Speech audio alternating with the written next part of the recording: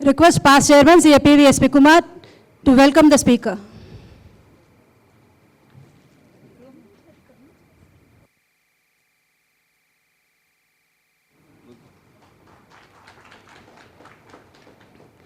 C.A. Avinash Gupta is a fellow member of the Institute of Chartered Accountants of India. He did his graduation from Sri Ram College of Commerce, Delhi University, and was awarded Best Student of the college.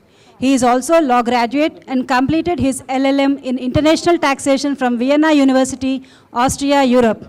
He has authored 3 books on international taxation and transfer pricing. He has been elected to NIRC of the Institute of Chartered Accountants of India for the period 2019-22. He is chairman of Direct Tax Committee of NIRC of ICI. He is president of Tax Research Foundation, an NGO doing research in the field of taxation.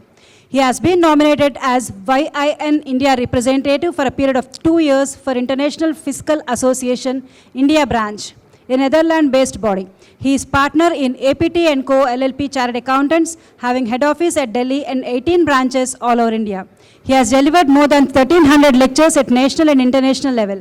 He is visiting faculty member at National Academy of Direct Taxes, Nagpur, DTRTIs, Sri Ram College of Commerce, ICAI, ICSI, ICWI, and Management Institutes. He is also faculty member of certification course on international taxation for CAs.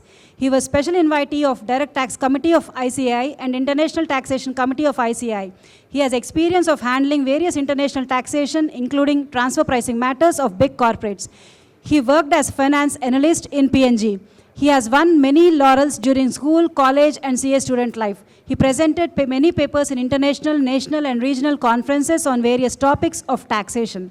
He is a good orator and held many responsible positions. Ladies and gentlemen, with these few words, I introduce C.A. Avinash Gupta to this August gathering. Respected speaker, I now invite you to deliberate on the topic.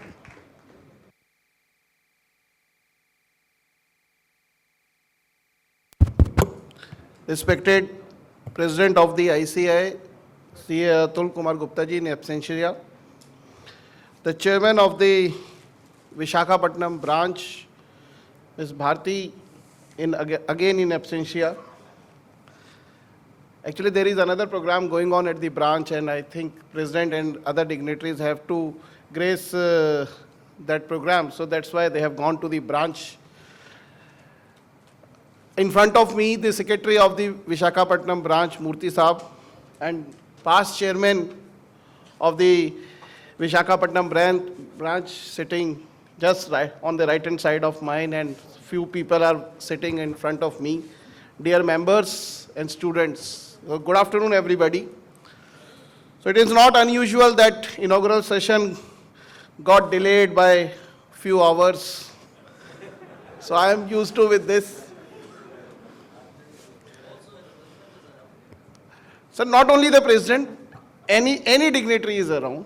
So when I am the dignitary, this happens with me also. And specifically after almost 11 months, so we have to express ourselves what is left in the 11 months. So I thought that my time starts from 11 to 1, and I will start at 11 and end at 2. Because I am also the victim of this corona, that I miss the physical gatherings.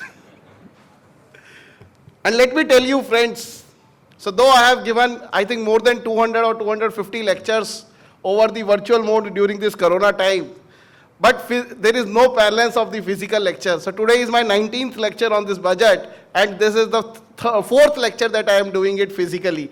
And physically is something which is very, very important.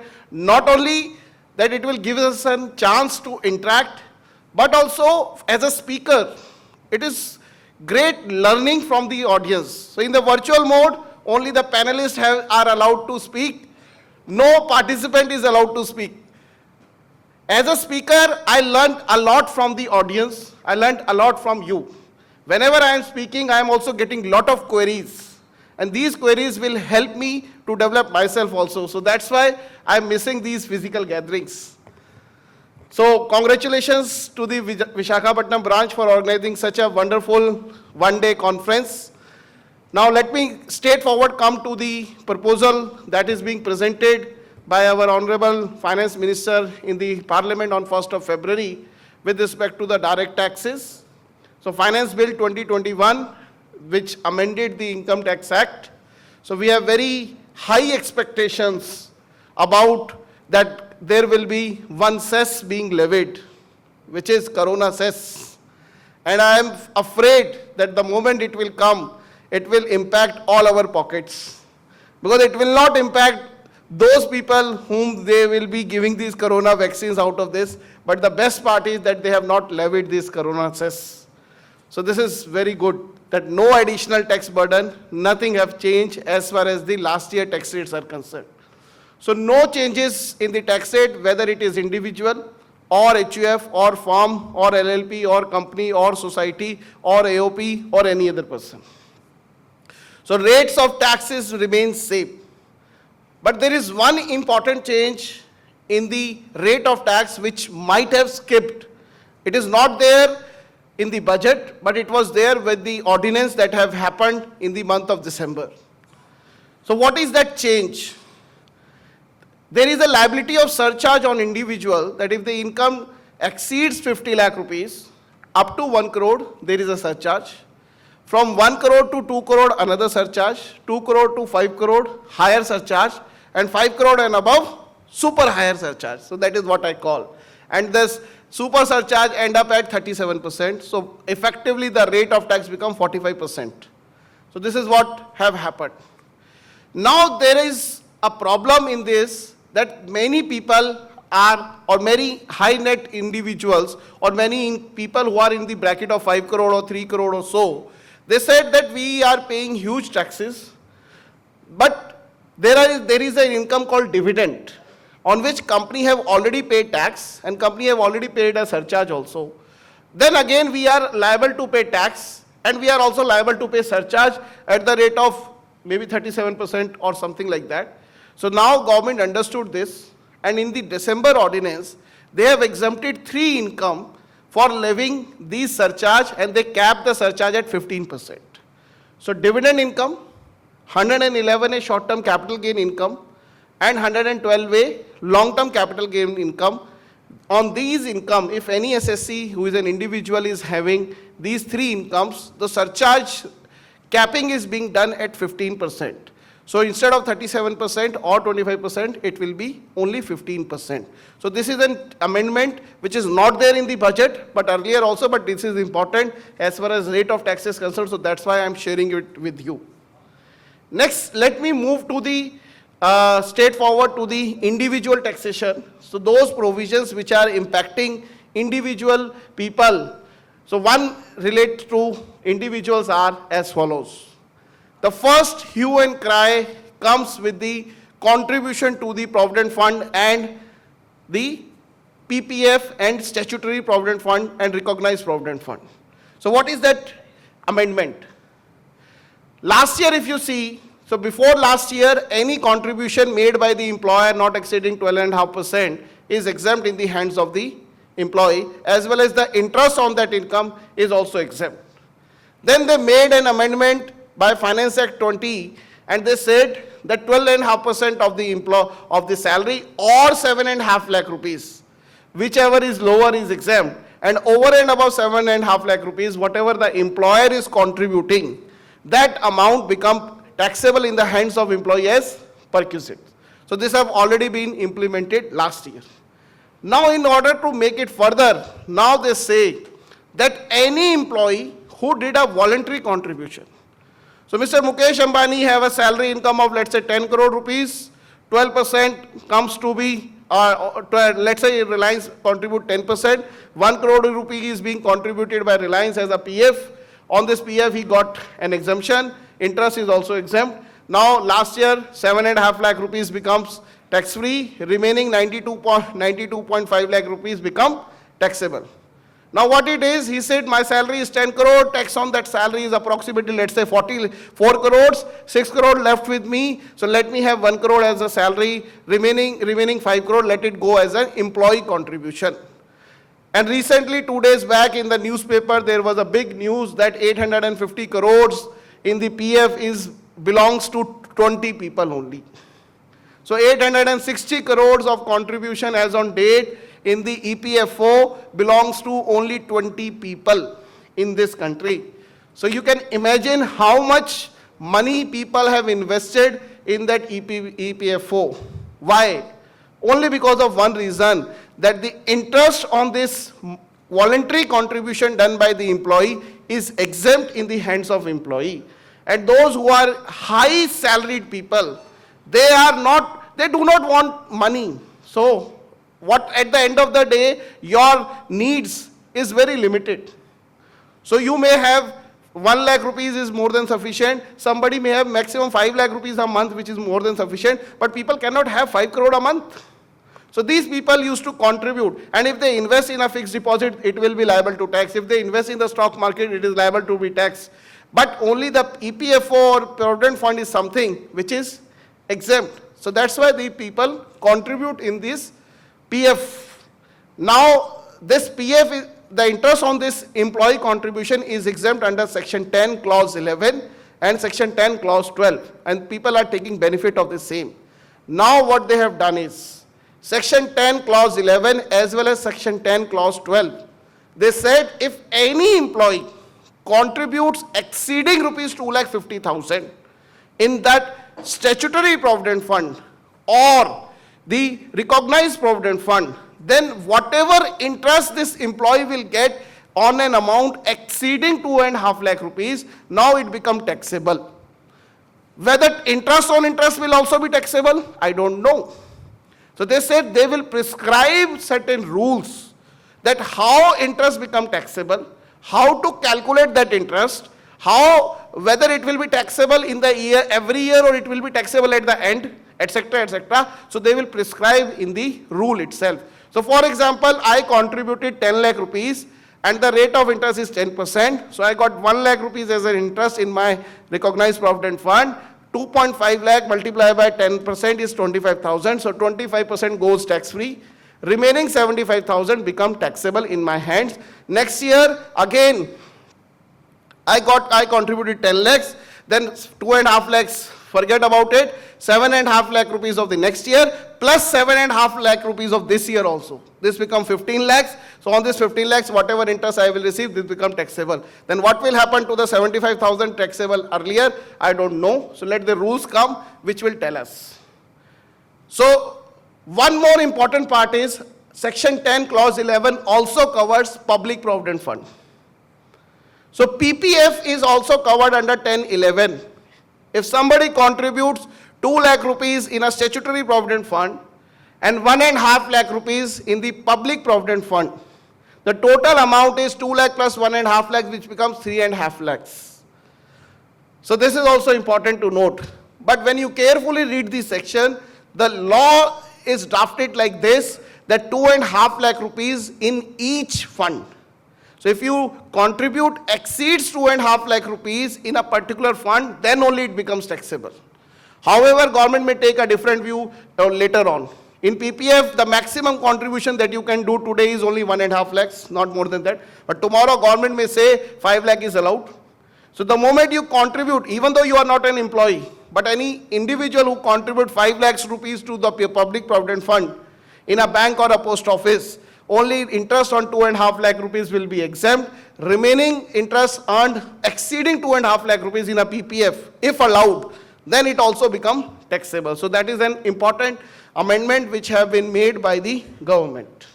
Can I move further, or anybody have any question on this PF amendment? Next. There is one more clarification is whatever amount lying as on 31st March 2021, that remains exempt. So if somebody have contributed 5 crores till now, so that interest on that 5 crore will remain exempt for the lifetime. Only contribution made on or after 1st of April 21 will be liable for this provision. Next, many people like Mr. Murthy have contributed by purchasing a ULIP policy, unit linked insurance policy.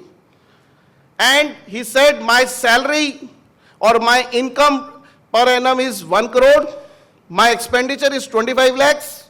So I'll put 25 lakhs in different funds and other things, and he bought 50 lakh rupees ULIP policy, which he is paying for last 7 years.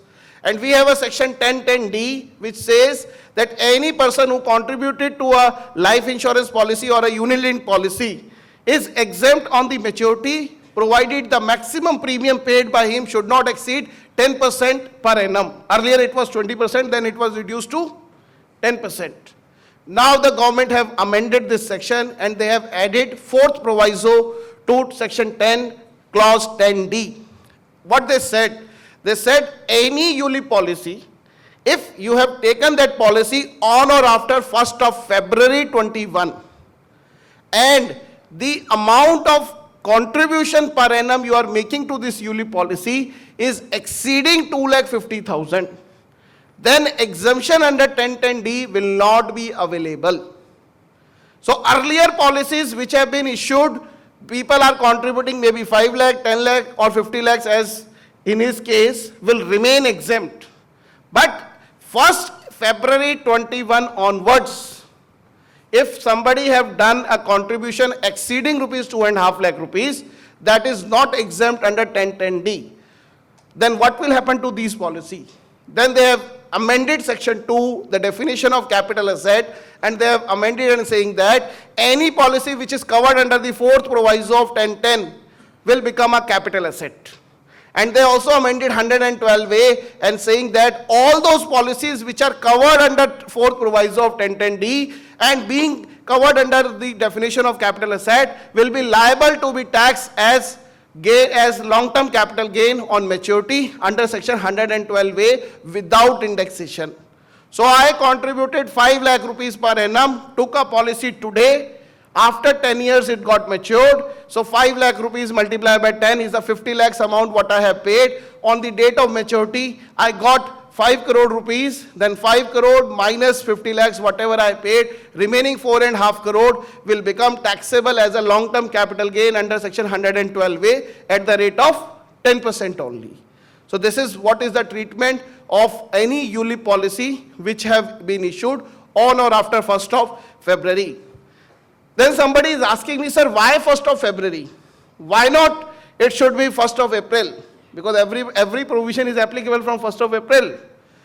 Why 1st of February? If it would be 1st of April, then it will be the case of demonetization for 2 months. Everybody will be buying ULIP policies during these 2 months.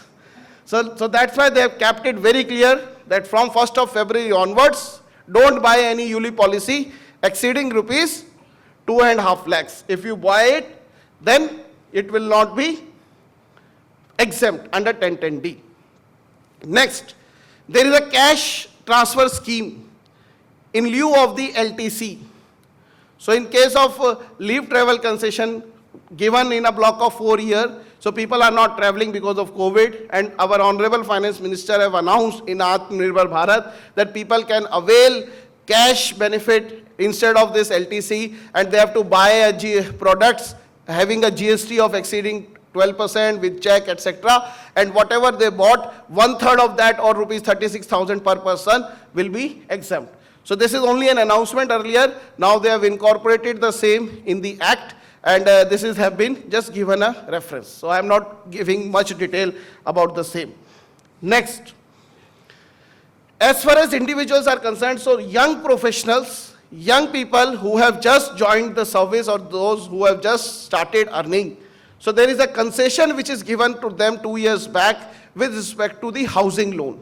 So if any person who have acquired a house not exceeding 45 lakh rupees of the value, then they will be given an additional deduction under section 80EEA to the extent of 1,50,000, which is over and above whatever is being given under 24B, which is under the self-occupied house property, under the chapter house property. So they have given additional 1.5 lakh deduction. The only condition attached to it that the property value should not exceed 45 lakhs, and the loan should have been sanctioned on or before 31st March 2021.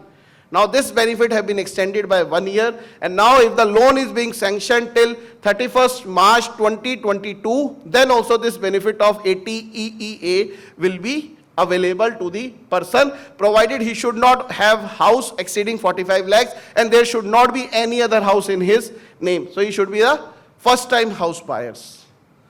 Next, very, very welcome step which have come in section 89A as far as individual is concerned. So what happened to many people, that many people are working abroad, they are earning good amount of salary, but near to the age of retirement, they want to come back to India, and people are staying here and they were becoming residents here. So after working for 20 years, 25 years, 10 years abroad, so these people are coming to India and becoming resident and ordinary resident. During their stay abroad, these people are also contributing to the retirement funds. And many Indian citizens also, they are contributing to the retirement funds located outside India. So these retirement funds are in US, UK, Singapore, etc., etc. And people are contributing because they are giving better returns than the Indian funds. And because of SEBI also, few people are saying that these funds are better. Now what happened to these funds is, now I am a resident and ordinary resident in India, and I have to declare all my assets, foreign assets in my return of income under the FSI schedule, as well as whatever is the increase in the value of the fund because of either the capital gain income or interest income or any other way, dividend income, etc. On this income, I have to pay tax in the year in which this addition happened to the fund. So if I contributed, let's say 1 crore rupees to a fund, and the fund is 100 crores, in 1 year the fund have earned 10 crore as an income. On this 1 crore, my income proportionate share is 100 of this 10 crore. Then on this amount, I have to pay tax immediately in the year because I am on the accrual system. So for example, my age is 55 years and I am become resident here. So for the year 55, 56, 57, 58, 59, I am regularly paying taxes. But the country where the fund is located, generally they tax this income in the year when we withdraw the money from that fund. So generally at the age of 60, these funds are allowed to take the withdrawal. So at the age of 60, I withdraw the money from a US fund, let's say. On that day, I have received certain money and there is an income in this fund which is being given to me. They deduct tax on the day when I withdraw the money. So for example, I invested 1 crore in a fund regularly, and on the day that I become 60, I withdraw the money value becomes 5 crore. So on this 4 crore, I have to pay tax in that country. Let's assume 20% tax I have paid there. Then this money have come to India, and the person said, okay, this tax assuming 20% on this 4 crore becomes 80 lakhs. So they said, I have already paid a foreign tax of 80 lakhs. Can I get a credit of this 80 lakhs? I say, yes, you can get a credit, provided you have already shown this income in the income tax return of the year in which you have paid the tax. But I have paid the tax in the past years. So I paid the tax when I was 55, 56, 57, 58.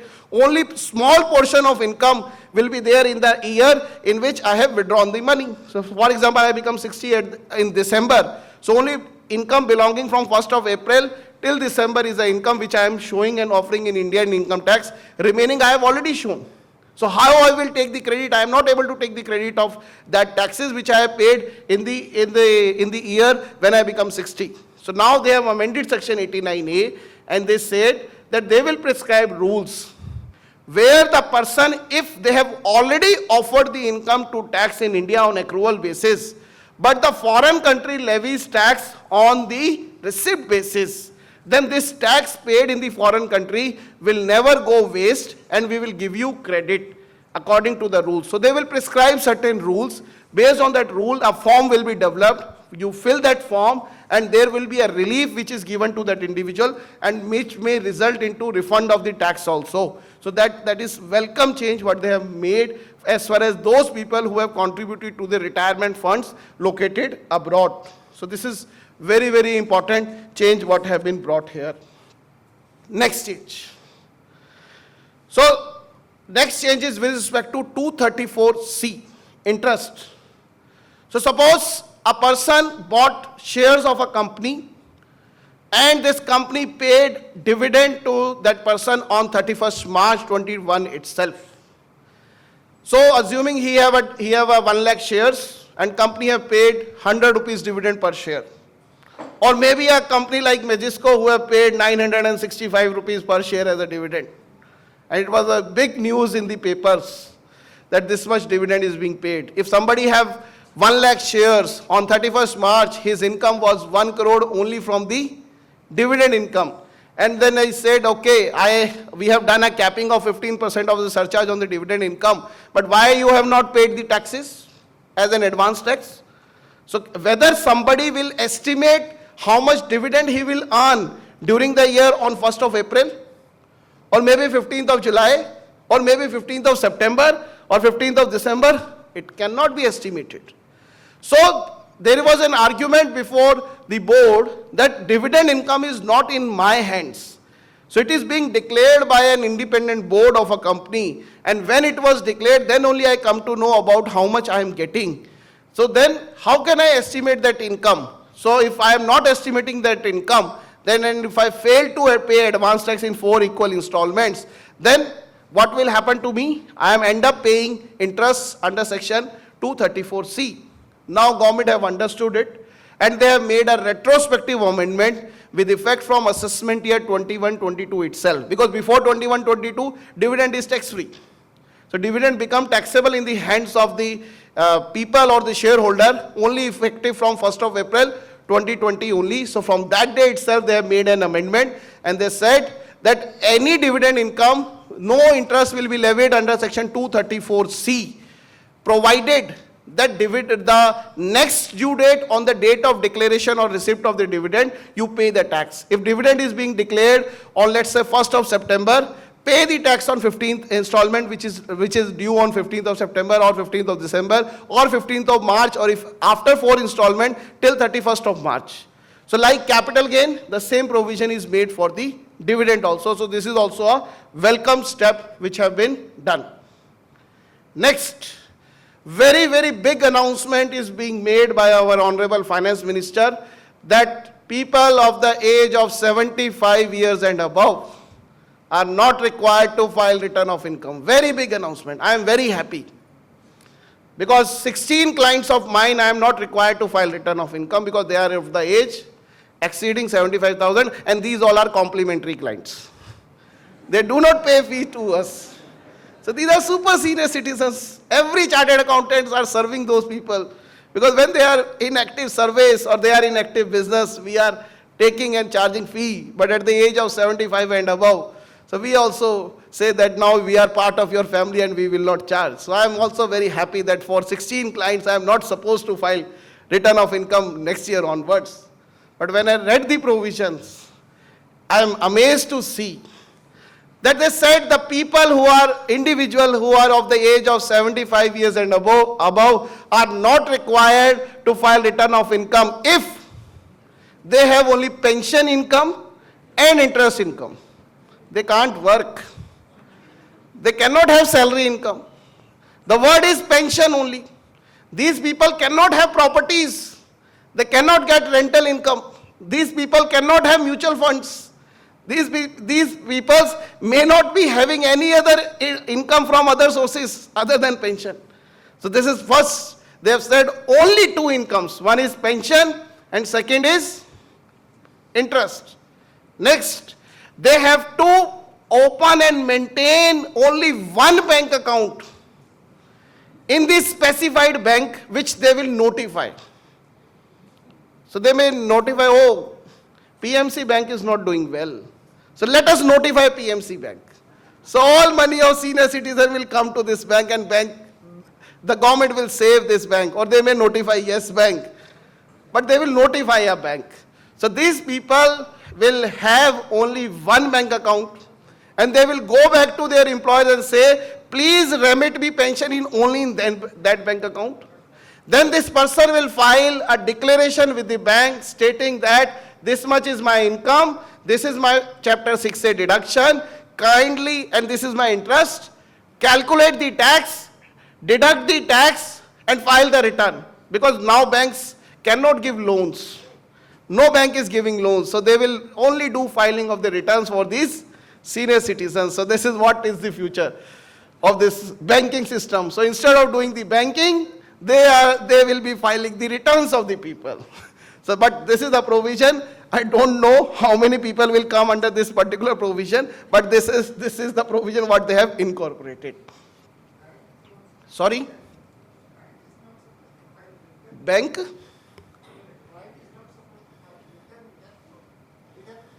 So that is one and the same thing, na sir? So bank will say, okay, this much is your income, this much is your chapter 6A deduction, so this much is your taxable income, this is the tax which have already been deducted by the employer, remaining part I am deducting. So it is one and the same thing that they are filing the details. One and the same thing only, sir. Sir, from next year onwards, you please wait.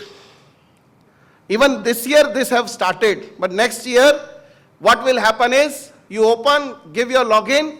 Do you want to file your return of income? Yes, we want to file a return of income. Click here. These are your incomes. This is the tax.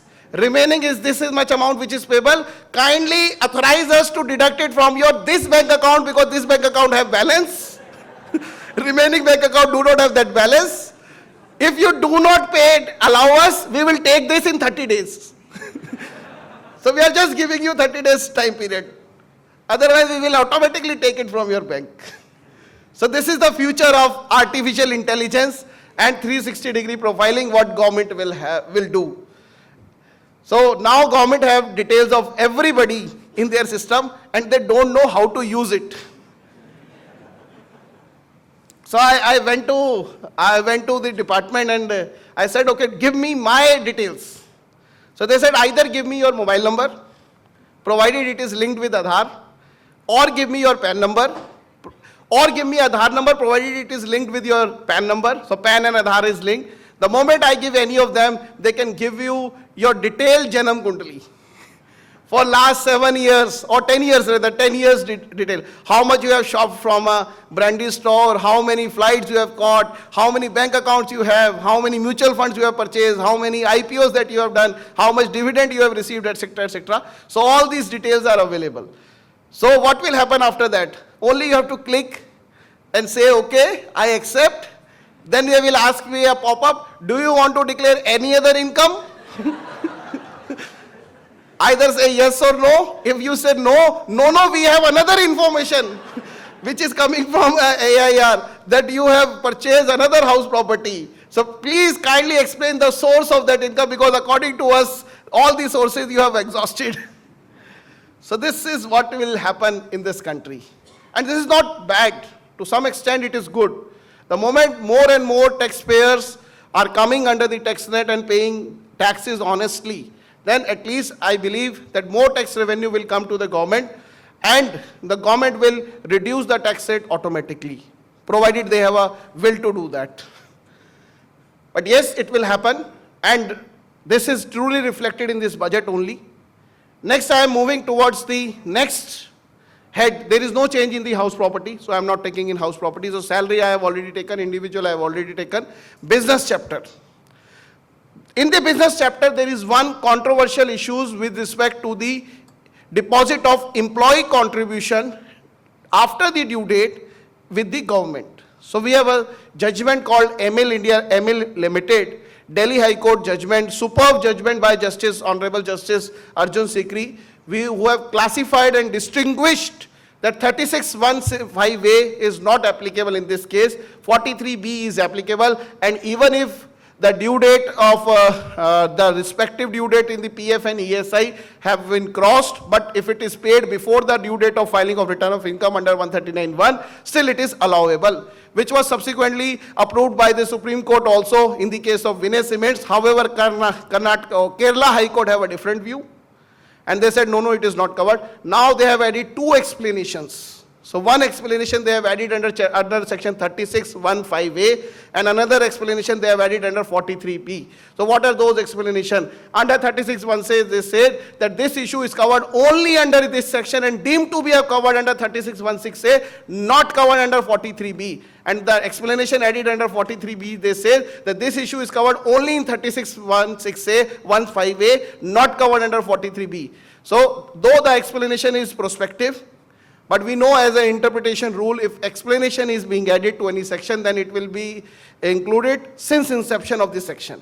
So all the appeals which is pending, I don't know what will happen on the fate of those appeals.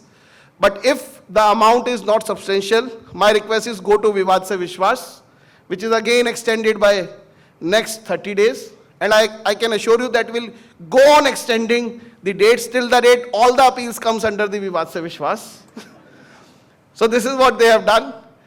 But now onwards, if you file any return of income, please do not ask for the allowance of these contribution of the employee to the Provident Fund and ESI or any other welfare fund if deposited after the due date. You suo moto please add this income, because you will not get relief in the appeal also. So they have already made it clear, amended the law, overruled the judgments. So, but for the past cases, either go for Vivad Se Vishwas or let us see what judiciary will take a view for all the pending cases.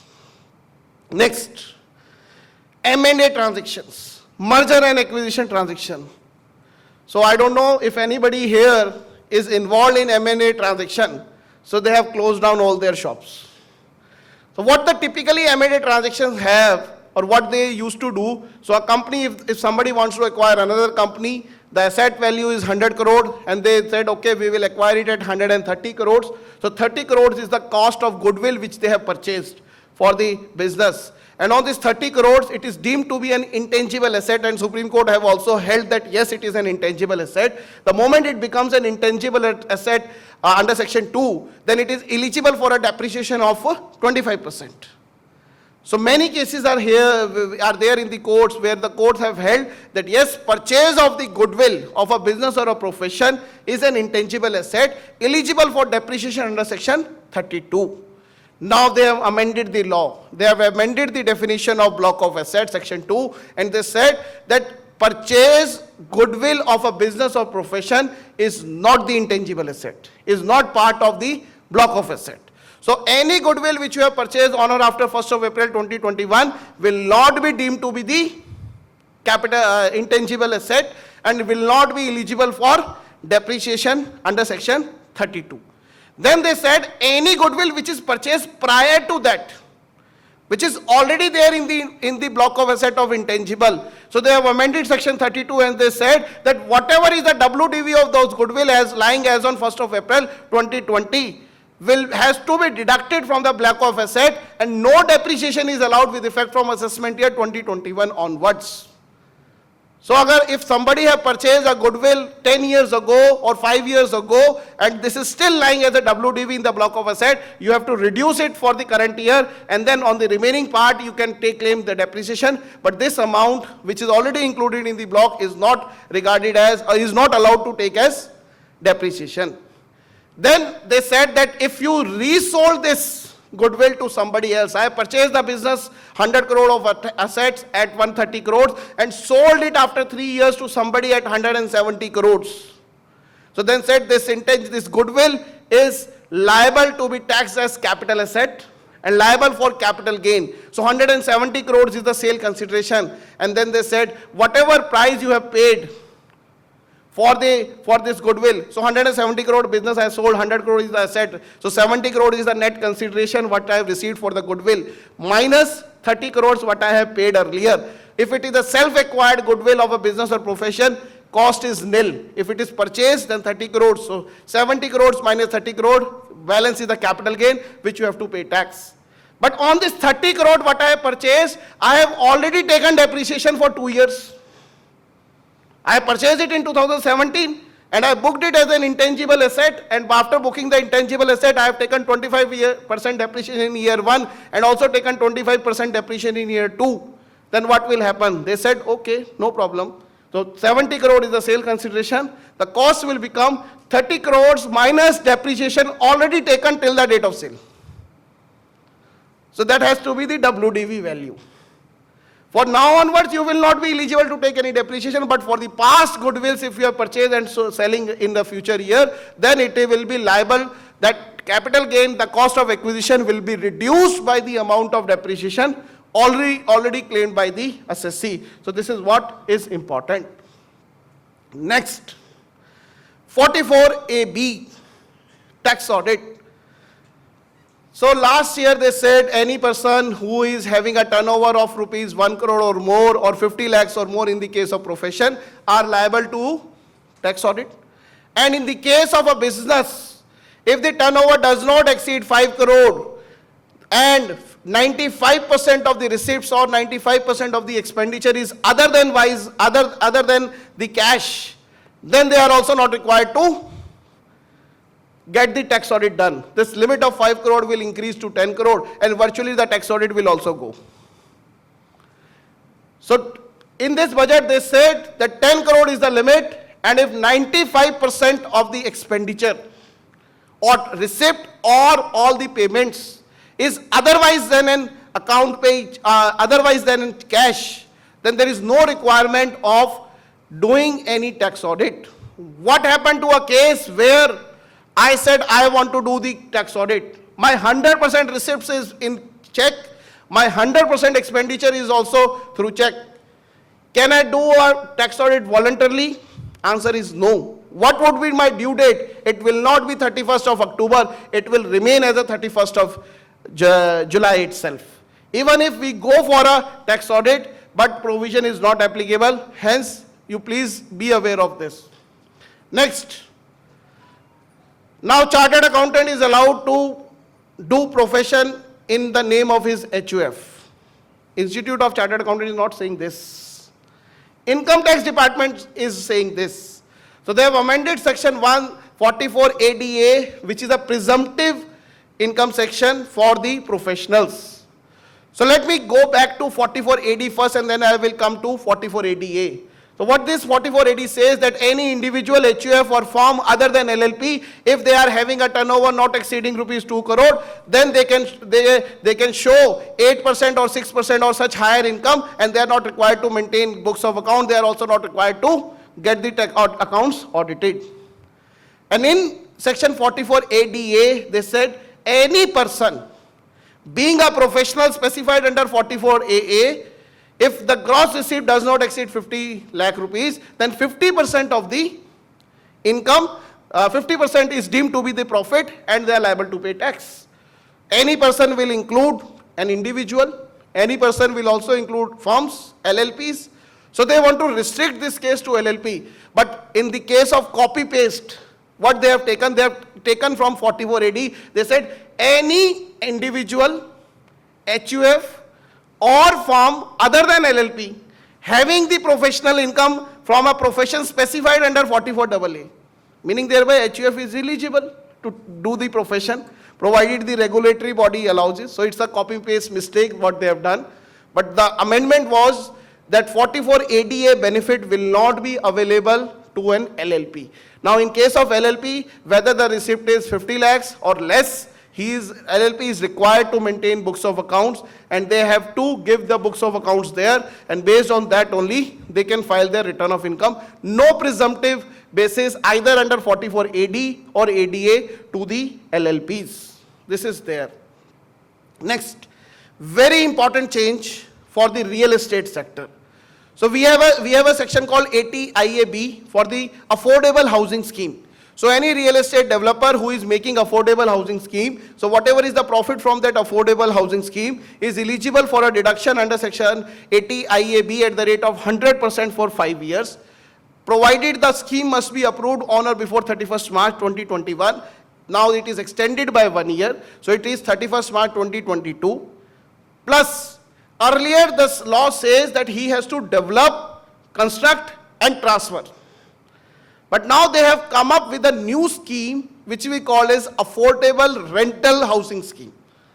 So what is this affordable rental housing scheme is that any developer, if he do not want to transfer the ownership rights, but he remains as the owner of the building, but he want to give that building on rent, then whatever rental income this developer is having and whatever other income this developer is having is also eligible for a deduction at the rate of 100% for the 5 years. So rental income is also being included. So that's why all real estate shares are going up. So all those companies who in Bangalore, specifically in Whitefield, etc., there are people, I think my fellow speaker must be acknowledging this, that there are a lot of buildings, studio apartments are there, and these people are developers giving the bills to the people who are staying there, and they're earning rental income. In North, DLF, Cyber City is the best example. Entire buildings are owned by DLF, and they are not transferring it, they are just earning the rental income out of it. So now this rental income, they will prescribe scheme. What is the affordable rental scheme? So they will prescribe it. But under that scheme, if they get the rent also, so for 5 years, it is 100% deduction. No amount, no tax is to be paid on this rental scheme. Then there is an amendment with respect to the strategic sale, strategic disinvestment of public sector undertakings. So what happened in the strategic sale? The government is trying to sell Air India, the government is trying to sell HPCL, BPCL, but they are not able to do it because they are too big. These companies are too big. And when the bids come, they said, okay, we do not want to buy the refinery, but we want to buy the petrol pump. Somebody says, okay, I want to buy the petrol pump only in north, not in south, etc. So now there is no provision in the act which will give the government a power to go for this tax neutral disinvestment. Either they can sell the entire thing, or they will remain it, or they may go for a demerger kind of a stuff. And what will happen in a demerger? Once the demerger has been done, they do not know whether it will sell or not. So now they have amended the law and they said that in a decision of disinvestment, if Government of India promises a private player to disinvest a particular portion of the company also, then also this will be a tax neutral demerger. And then they have amended section 72A, which says that if there is a loss making PSU and there are accumulated losses of that unit, then this losses is also eligible to be carried forward for 8 years. So they have taken this strategic sale within the ambit of demerger and amalgamation or reconstruction and allowed for a carry forward of losses for next 8 years. So it will be like a tax neutral demerger what will have happened. Startups, ATIAC extended by 1 year. Similarly, 54 GB, the investment in the startup, long-term exemption of long-term capital gain in the startup, again they have extended by 1 year. Yes, sir.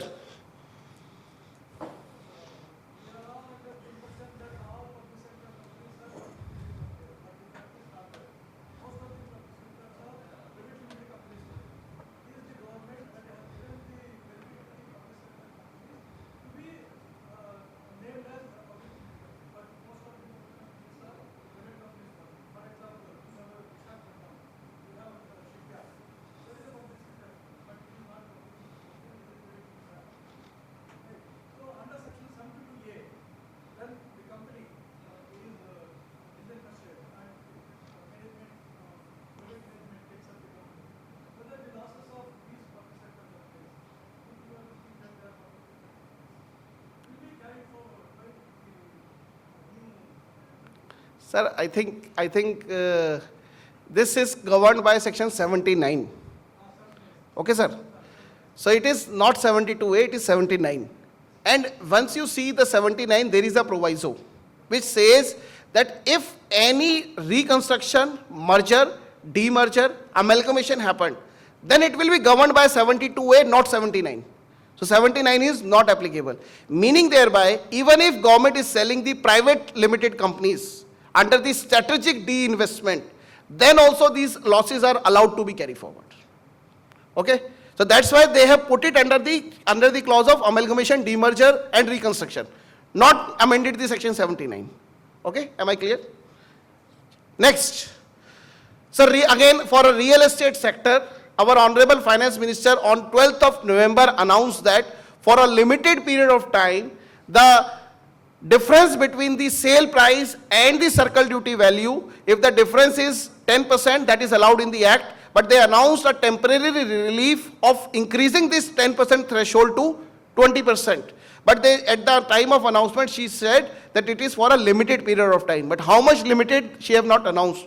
Now there was an amendment in 44 CA, and they said any real estate developer, if he is selling houses or any other real estate property covered as a stock in trade in his books, and if the stamp duty value, the difference between the stamp duty value and actual sale price is not more than 20% of the consideration price, from 12th of November 2020 till 30th June 2021.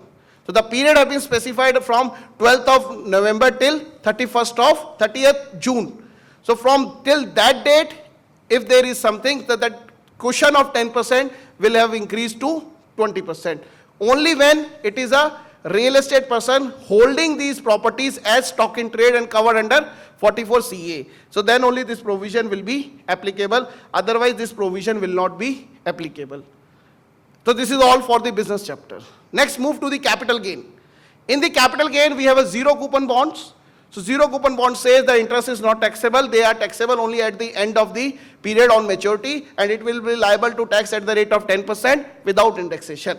Who can issue these zero coupon bond? So this is issued by a capital venture company, capital fund, etc. Now debt fund, capital debt fund, whose main business is to invest in debt instruments, are also allowed to issue zero coupon bonds and eligible for an exemption from interest and liable to be taxed as a capital gain. So zero coupon bonds can be issued by capital debt fund also. Next, slump sale. So what happened in a slump sale? When we read section 2, the definition of slump sale, it says when all the assets and liabilities of an undertaking of a company is being sold for a monetary consideration, then it is deemed as a slump sale.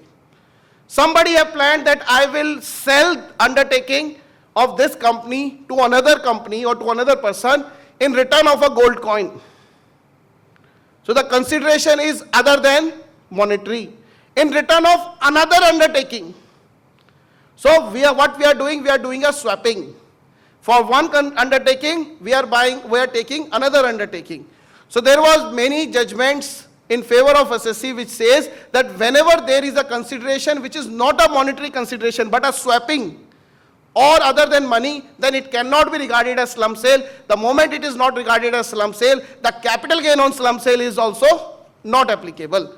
Now they have amended section 2 and they say that slump sale means transfer of all assets and liabilities of a undertaking for a consideration of any kind. So monetary word have been deleted and all the consideration, whether in cash or other than cash, is also being converted and covered under this section. So hence, if you are doing a slump sale, even for non-monetary consideration, then also this is applicable. Next, one very, very important amendment have happened in partnership firms and AOP and BOI. So please understand what is this particular important amendment. So let's assume there is a partnership firm. I invested 1 lakh rupees as a partner, and Jatin Bhai is also invested 1 lakh rupees as a capital. We invested 20 years ago, and we did so many businesses out of it. Now we bought a property also. The property is valued, let's say 1 lakh rupees 20 years ago. And today we got certain amount of money is there in the partnership firm. And I want to withdraw that money from that partnership firm. So what we did, we revalue the property. So this 1 lakh property I revalued at 2 crores. And whatever is the amount of revaluation, I booked it as a profit in my partnership, in my capital account. So my capital balance will become, instead of 1 lakh, it may have become 1 crore 1 lakh. His capital balance will also increase from 1 lakh to 1 crore 1 lakh. And there is a bank amount which is lying in the partnership firm. When I withdraw this money from the partnership firm, then what will happen? That up to 1 crore 1 lakh, it will be withdrawal of money, not taxable, and remaining becomes taxable in my hands. So this is what have actually happened in the partnership firm, and people are doing like this. Now they have amended the section and they say that in the case of a partnership firm or AOP or BOI, whatever capital balance have increased due to revaluation of any asset, whether capital or stock in trade, to the extent of money withdrawal from the capital account without taking the effect of that revaluation will be exempt. So if I withdraw 1 lakh rupees from that partnership firm, no taxation. But if I withdraw 5 lakh rupees taxation, then what would be my capital balance without taking revaluation into account is only 1 lakh. So anything above 1 lakh will become taxable. So this is an important amendment which have happened in the partnership firm AOP or BOI. Then Jatin Bhai said, let's not dissolve the firm. You retire from the firm. I will not take you as a, let's not dissolve the firm, but you retire from the firm, I'll take another partner in between. So then they have said it is applicable not only on dissolution, but any retirement or any reconstruction also. So anything like that, if something is being distributed to partner over and above the capital balance, other than consideration of the revaluation reserve or revaluation of any asset, then this become taxable in the hands of the partner. So this is also one important change what have happened in the in this sphere of this capital gain. Now there is no change. Yes. So the firm is liable to pay capital gain tax. Once they pay the capital gain tax, then it becomes a share of profit only, na?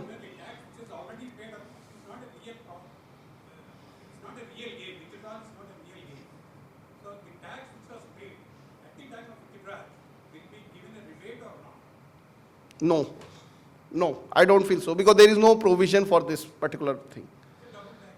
So whatever it is, I can't help it. But I have my strong belief that no section have allowed this. So I think only times will tell or court will tell whether the relief is given by the tax paid by the firm or not. Logically, it should be given. Logically, it should be given, but I don't know as of now. Okay? Now let me move straight forward to the most important part of the budget, which is the future of Income Tax Department, which is called tax administration. So how we will do? We will file return of income under 139(1). If something went wrong, we file a revised return. If I have not filed earlier, then we file a belated return. The moment after filing the belated return, the processing will happen under 143(1). If there is any adjustment which we forgot to do as far as the tax audit is concerned, then they will issue me an adjustment under 143(1)(a). After that, they give me a love letter of scrutiny under 143(2). Then they do me a scrutiny under 143(3). If something is left, then they issue me a notice under 148. Did the assessment under 147. If they love me more, they come to my premises and do a search under section 153(a). And if they found something which is more lovable, then they go to him under 153(c). After all, if commissioner finds that something is wrong, then they can do 263 also. So this is what the administration all about. This is the first time that our Honorable Finance Minister did amendment in all the sections. Now what is the amendment? Please listen. In all these administration, they have made an amendment. 139(1). Filing of return of income. 2 amendments have been proposed in this section. First is in case of Goa. So there are many Portugal people who are staying there in the Goa, because Goa was earlier under the direct control of Portugal. So their family return is allowed. Many people must not have heard about this family return. So family return means husband, wife filing return together. So there was a genuine problem there that if husband is partner of a firm who is liable for tax audit, then his due date of filing of return is 30th September or now 30th October. But if wife is not a partner in a firm and she is having only interest income or maybe few salary income, then her date remains as 31st of July. As far as the law is concerned, they have to file the return together. How it will happen? If wife have not filed the return till 31st of July, then she is liable to pay interest under section 234(a), and she is also liable to pay penalty 234(d). But husband due date is, husband cannot file return in the month of July till the date that partnership firm details are fulfilled, because he has to give him taxable exempt salary as well as interest as well as share of profit, etc. So now they have amended the law and they said that in case of these kind of SSCs, where one spouse is having a due date of 30th October, another spouse is having a due date of 30th July, the due date of the spouse will automatically increase to 31st of October. So now husband and wife both can file the return till 31st of October. Now next problem comes with respect to the transfer pricing audits. So my firm is having income here and I have opened another branch of mine abroad. And there are transactions between me and my branch. Or I have a subsidiary company or subsidiary associate firm abroad. And I have few transactions with them. Then my firm is liable for transfer pricing audit and they have to file form 3CB. But the due date have increased from 30th October to 30th November. But whether as a partner of firm, my due date have also increased from 30th October to 30th November? Answer is no. Law says that partner of a firm, the due date remains as 31st October. Whether firm is liable for transfer audit or not doesn't matter. But if my firm's due date is 31st of November, 30th of November, then how I can file my return till 31st of October? So this is a disparity which they have corrected under 139(1) and they said those firms who are liable for transfer pricing audit, their partner's return will also go to November date instead of October date. So this is an amendment under 139(1). Next, 139(4) and 139, what is this? 139(5). Till when you can file a belated return? So 5 years ago, the due date is 1 year from the end of the assessment year. Then it have reduced to within the assessment year. Now it is further reduced to 3 months before the end of the assessment year. So for March 20 returns, maximum date that you can file a belated return is 30th of December 2021 itself. So gear up for the returns. So no return in January, February, March. Similarly, if you have already filed the return of income, no revised return can be filed before the 3 months from the end of the assessment year or completion of assessment, whichever is earlier. So that revised return can also be filed till 31st of December itself. So belated return as well as revised return only 9 months, not beyond 9 months time. So if you filed any return on 30th November, you have to find the defect and rectify it within 1 month only. But I do not know what will happen to that penalty or late fees, which will be applicable in the month of January, February, March.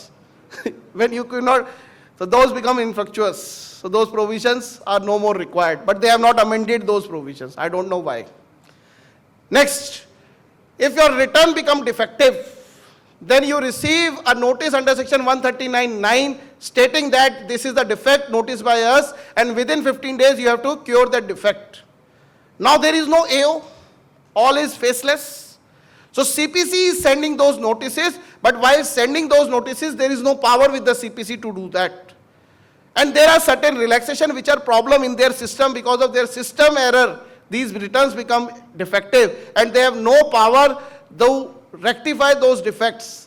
So now the power have been given to the board to ease out certain grounds and criteria to be called a return as a defective return. The board may specify the areas, the board may specify the individuals, the board may specify the class of people and the grounds on which a return may not be classified as defective return. So this is an amendment under 139(9).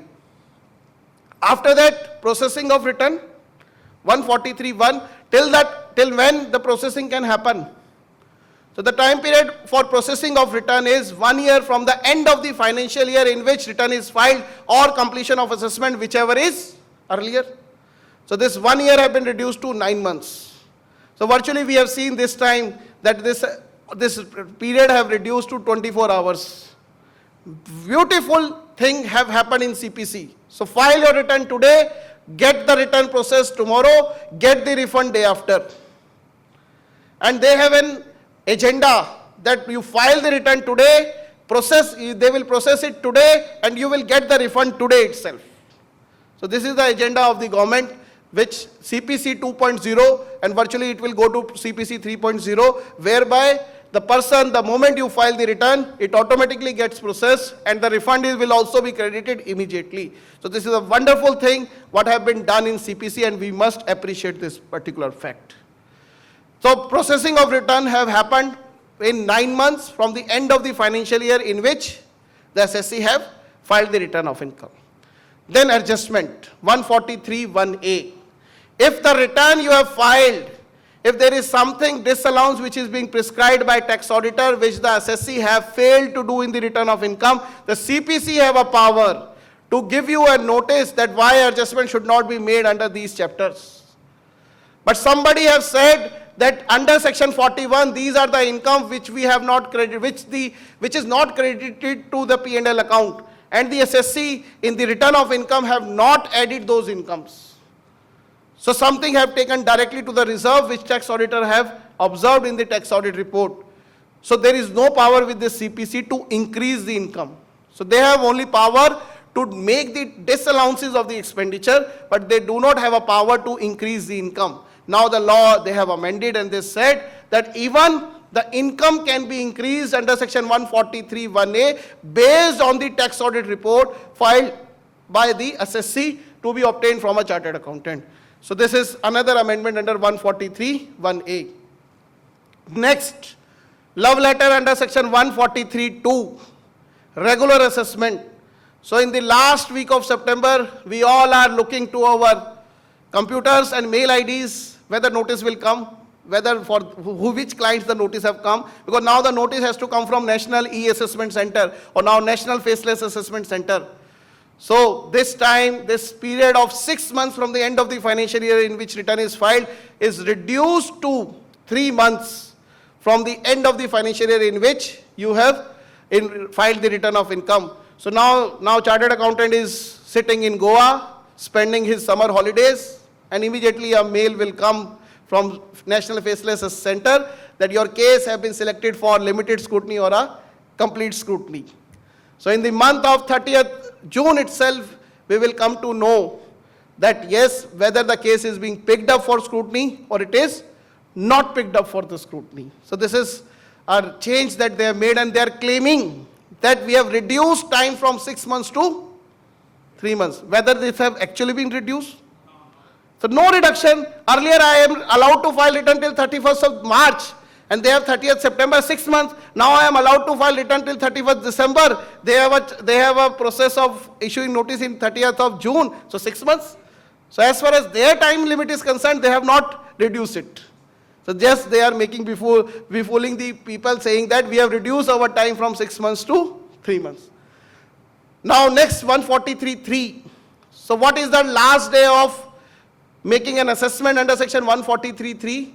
So there used to be a time 24 months from end of the assessment year, reduced to 21 months, then further reduced to 18 months, then it comes to 12 months from the end of the assessment year. Now it have further reduced to 9 months from the end of the assessment year. So whatever assessment happened under 143(3), now the time limit for completion of assessment will be 9 months from the end of the assessment year. So by 31st December, everything will be over. No problem. Next, 148. So there is a phenomenal change that have happened under 148 by introducing a new section called 148A. Now let me tell you what is 148A and 148. Correspondingly, they have eliminated section 153C, 153A, 153B, 153C, and 153D, which is the search cases. So no assessment on or after 1st of April, or no notice can be issued under this block assessment. So under block, there used to be a 6 years block, which may further extend to 10 years if the income which is come to know to the department exceeds 50 lakh rupees and which lies in the period between 6 years to 10 years. So then the block become 10 years. Now they said the block of assessment for the block period will not be 6 years, but it will be 3 years only. Corresponding to that, they said under 148 also, when we have a right to reopen the case for 6 years, now we reduce it to 3 years. So reassessment proceeding is also reduced to 3 years. Block assessment is also reduced to 3 years. Earlier, In the case of such, they said that the block may increase from 6 years to 10 years if the aggregate amount of income which came to the knowledge of the department exceeds 50 lakh rupees. However, there is no such provision for 148. So after 6 years, no 148. But now they have introduced a parallel provision, says from 3 years to 10 years. So for 3 years there is a block, for 3 years there is a normal 148, but from the period starting from 4 years to 10 years, either in search or in case of reassessment under 148, this can be done if each year or any year, if the income escaped is 50 lakhs or more. So earlier aggregate in 7 to 10 years is 50 lakhs, now each year.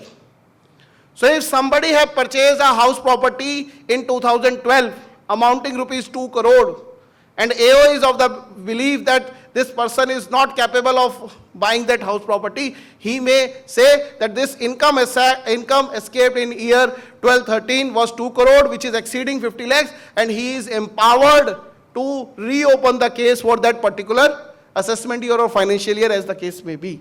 So now reassessment can also happen from 3 years to 10 years. However, the process have changed entirely. What is the process now? As of now, the process of reassessment is, he will issue a notice under section 148, then he will apply a judgment of GK and driven short Supreme Court, where Supreme Court says the moment notice under section 148 is issued, the assessee is under an obligation to file return of income. After filing the return of income, he may demand reasons to believe or reasons for reassessment. After obtaining the reasons of reassessment, he will file an objection, and then AO is under an obligation to dispose of those objections first, then he is allowed to do the reassessment proceeding. So this is what Supreme Court have given a process followed by Income Tax Department in all 148 cases. Now they have taken new one section called 148A. What this 148A says, that if assessing officer came to know that there is something which have escaped assessment, if it is between 3 years, then he has to obtain approval of Principal Commissioner of Income Tax, Principal Director of Income Tax, Commissioner of Income Tax, or Director of Income Tax.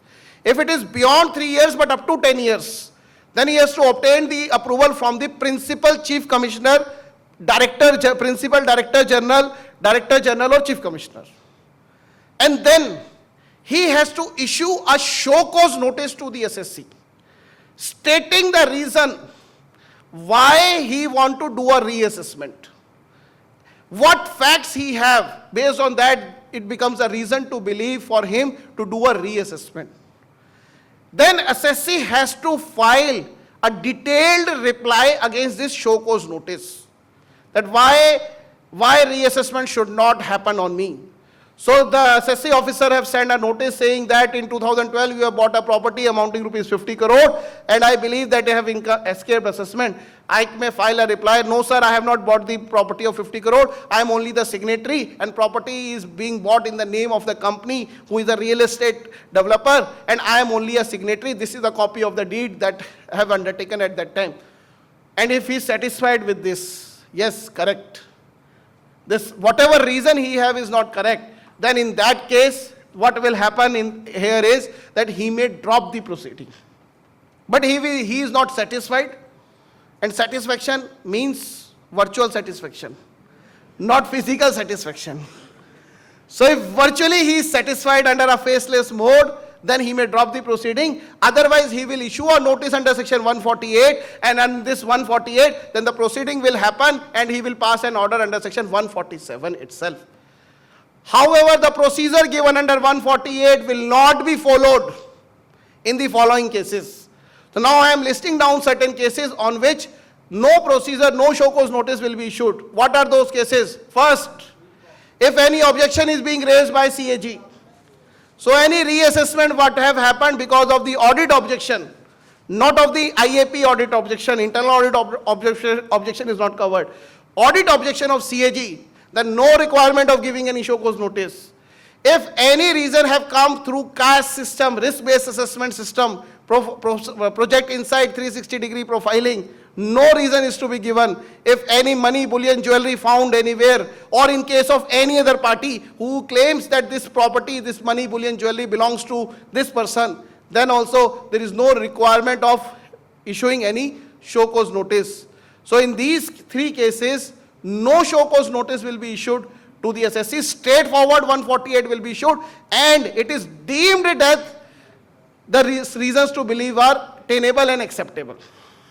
So no challenge on the grounds if these three cases are there. Remaining everything, there are cases, there is a show cause notice, and based on that show cause notice, you can file the reply, initial reply, and then you can get the assessment proceeding completed later on. So this is how this 148 proceedings have started. I welcome Dr. Rakesh Gupta ji, my co-speaker of the day, and I can tell you one thing about him, that the topic given to him today is penalties, and I have heard him in one of the seminar on this topic.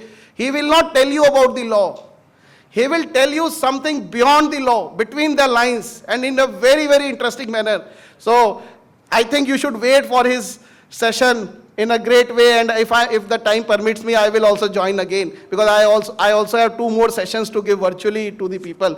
So this is, I am talking about 148 and 153, all about that have happened. Now let us, yes sir.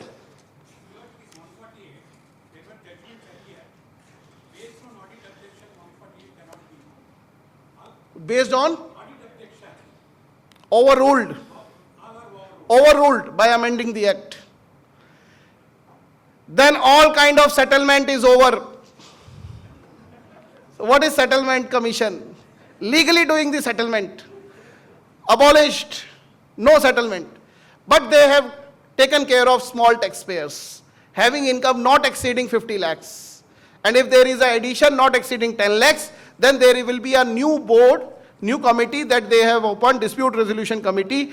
Then this, you can go to this committee and settle the issue virtually, not physically. So please mind it, everything virtually. Whatever you will say, everything gets recorded. So all virtually. Settlement commission gone, but a new dispute resolution committee have incorporated, and then faceless ITAT.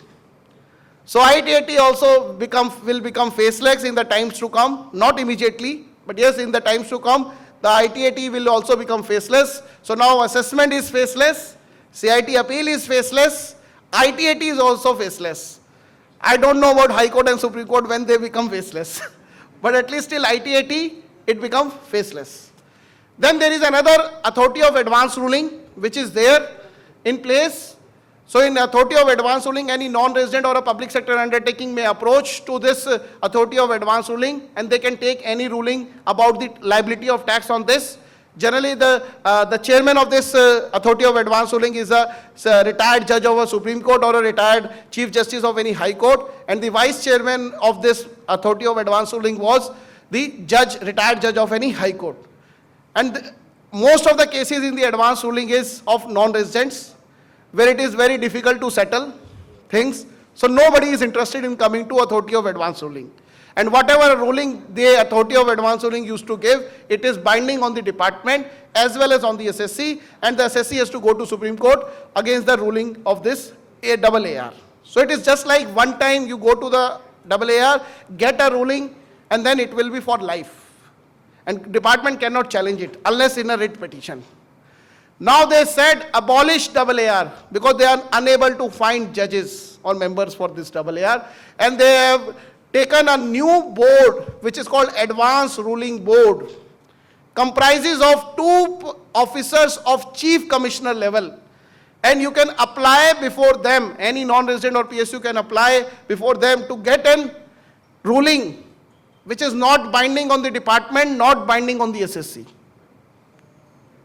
I don't know why we'll go to this board if it is not binding on the SSC and if it is also not binding on the department. So it is just like a third party opinion. So you apply to that board, they will give you an opinion. If the opinion is in favor of revenue, the revenue officer says, sir, it is the decision of the AAR, it is the decision of the advanced ruling board. I cannot deviate it. If it is in favor of the SSC, then say, no, there is certain facts which you have not disclosed to the board, hence it is not applicable. But they have made this amendment, and I believe that at least this should be binding on the Income Tax Department, may not be on the SSC, even if it is an independent view of that particular board. Now let me move to the most tedious part of the budget speech or finance bill related to the TDS. So in TDS, they have amended sections of the TDS. One is 196D. In case of FII, foreign institutional investors. So under section 195, if we are making payment to a non-resident, then the tax rate will be tax rate prescribed under the Income Tax Act or DTAA, whichever is more beneficial. However, in case of 196D, TDS on dividend payment to FIIs is liable to be taxed, or TDS is liable to be deducted at the rate of 20%. However, many FIIs have beneficial DTAs with them where the rate prescribed is maybe 5%, 10% or 15%. But they are not allowed to give the benefit of the DTA, at least as far as TDS is concerned. Now they have amended this section 196D and they said that even if when the dividend is being paid to FIIs, foreign institutional investors, then the rate of tax will be 20% or rate prescribed under the DTAA, Double Tax Avoidance Agreement, whichever is more beneficial to them. So this is an amendment which they have made in favor of FIIs. Next, most important amendment 194Q.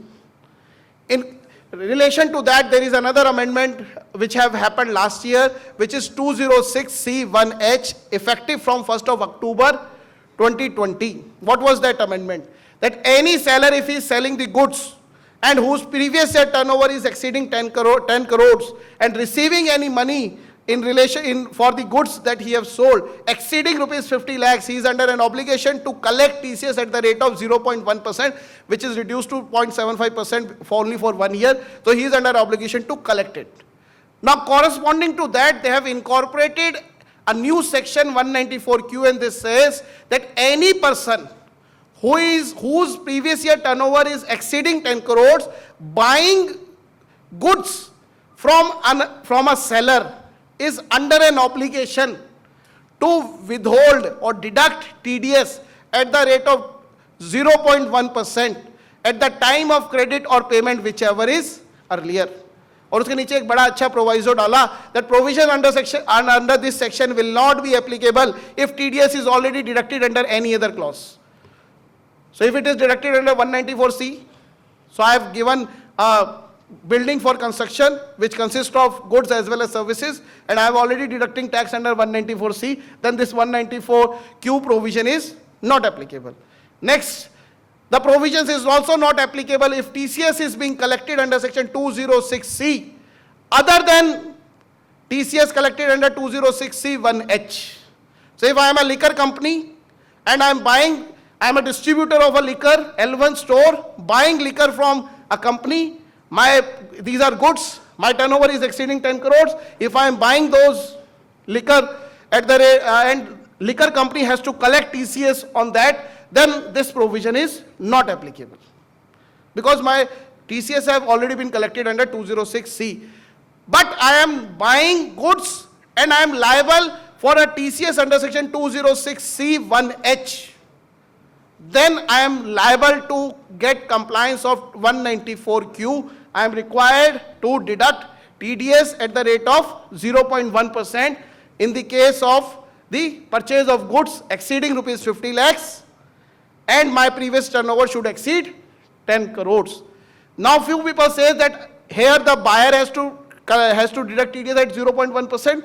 Whether the seller is also required to collect TCS under 0.1%, answer is no.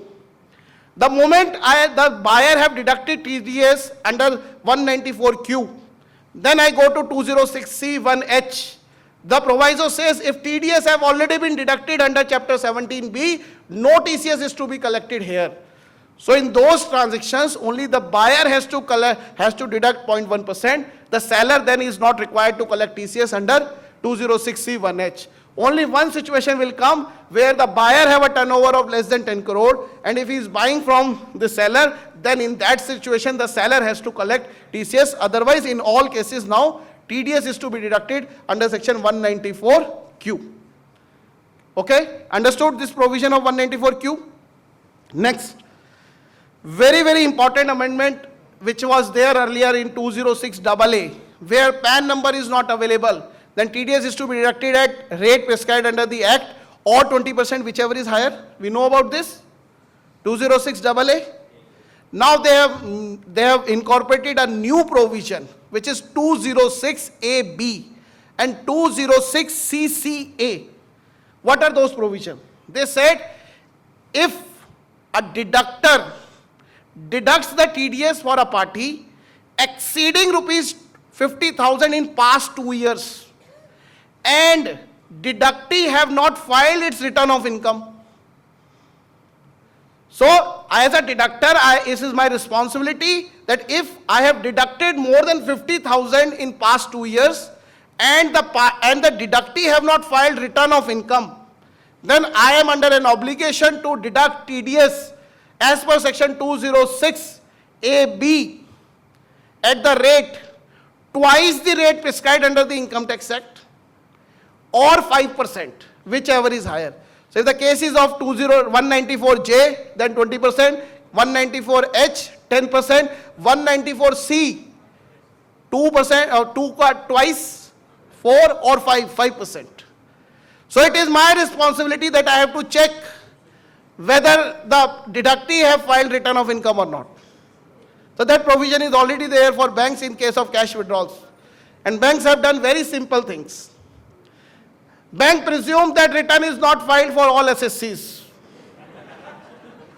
Hence higher TDS. If somebody wants to get a less TDS, please furnish the return, copy of the return. But don't worry, they will give you an utility.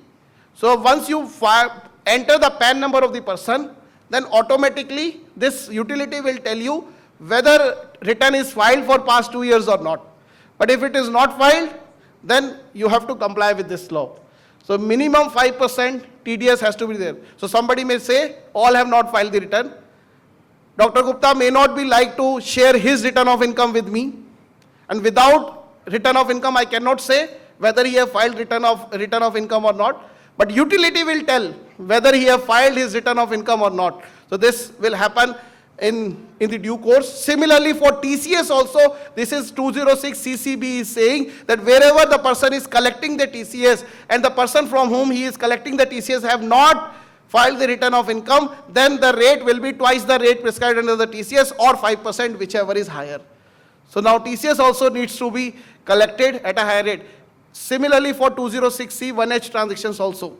So in all cases you have to do like this.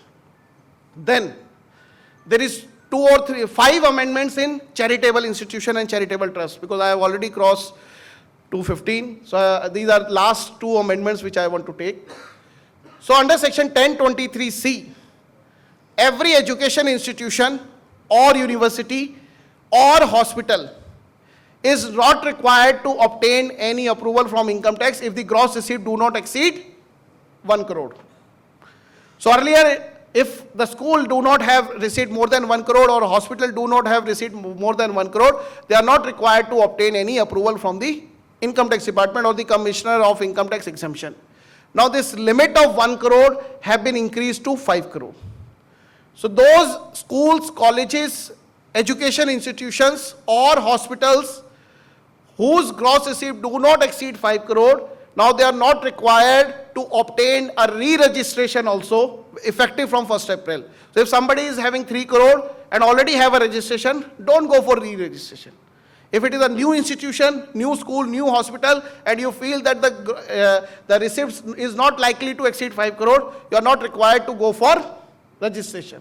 So up to 5 crore, no registration required under 1023C. Simply file your return declaring your income under 1023C itself. Then we have a section called 11(1)D, corpus donations. Corresponding to corpus donation, last year they have amended 1023C also, and they said that any donation received from the donor with an intention that he is donating it towards the corpus of the trust is exempt. There is no need to spend 85% of the same. The entire 100 rupee received will be exempt. Now that's what people used to do. Whenever they receive this corpus donation, they invest this money anywhere. And for a charitable trust as well as 1023 institution, it was written that the amount has to be invested under 11.5. Mode prescribed under 11.5 only. However, people used to say because these are exempt donations, so they are not required to comply with the modes prescribed under 11.5. Now they said it is not done. All corpus donation are exempt provided this is invested in 11.5 modes. So whatever mode prescribed, bank account with a scheduled bank, shares of the public sector companies, etc., etc. So whatever is the 11.5 modes, these has to be invested in the 11.5 modes only. Now, next, excess application. So if in a year a trust do any application out of the corpus of the trust, so how the excess application can be done? If I received an income of 1 crore and if I applied 1.5 crore, so from where this 50 lakh have come? This 50 lakh would have come either through a loan or through a application from the corpus of the trust. Now they said any application of money from the corpus of the trust will not deem to be application. So if I received 1 crore as donation and applied 1 crore 50 lakhs as application, and 50 lakhs is out of the corpus of the trust, then 50 lakhs will not be deemed to be the application during the year. Then this further says, in future, if out of the normal donation, if this money is brought back to the corpus, to the extent it was disallowed earlier, will be deemed to be the application in the future years. So I received 1 crore as a normal donation, applied 1.5 crores, 50 lakhs come from the corpus. Next year normal donation comes and I replenish 20 lakhs to the corpus. Then these 20 lakhs, whatever I put back in corpus, will be deemed to be the application in the year I have put back this money to the corpus.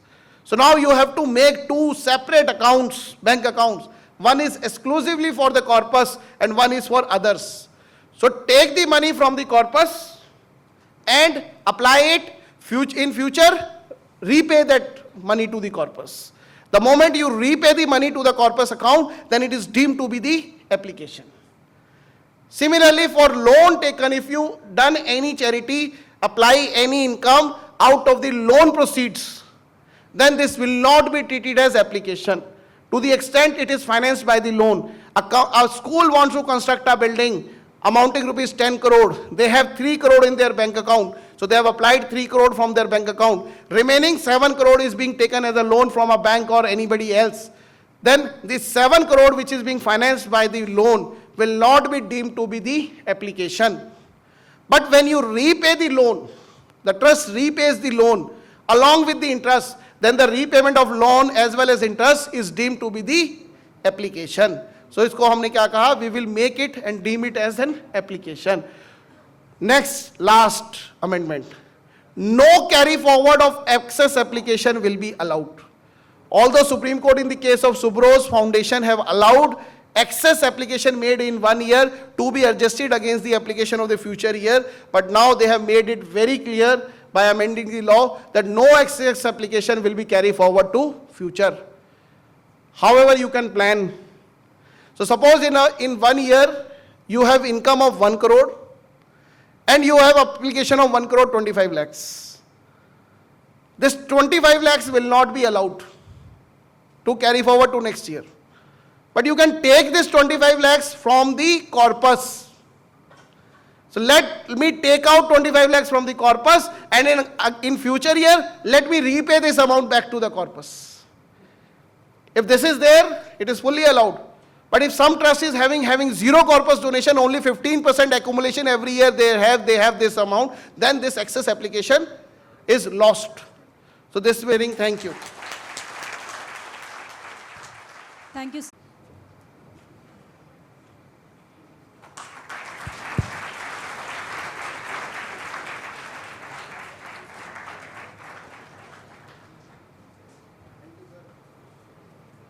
Thank you, sir.